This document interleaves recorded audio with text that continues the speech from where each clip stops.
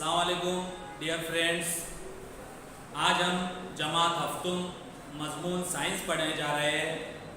आपने देखा ही होगा कि आप बाज़ार गए हैं और बाज़ार जाने के बाद आपके वालिद साहब ने गेहूं का एक बोरा लिया।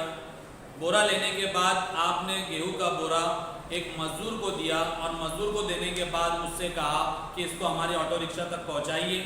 तो मज़दूर ने वो बोरा उठाया, अपनी पीठ के ऊपर रखा और ऑटो रिक्शा तक गया। ऑटो रिक्शा तक जाने के बाद आपने जब गौर किया तो उसके अंदर जो है तीन चीज़ें हुई। एक मज़दूर ने जो है बोरा पीठ पर उठाया, उठाने के बाद जो है वो ऑटो रिक्शा तक गया। तो बच्चों, आपने गौर किया कि मज़दूर ने जो है हरकत की, बोरा उठाकर ऑटो रिक्शा तक गया, साथ ही साथ कुव्वत लगाई गई उसके ऊपर बोरा उठाने के लिए। और वहाँ पर जाने के बाद आज तीन चीज़ें हमारी समझ में आई: हरकत, कुव्वत और काम।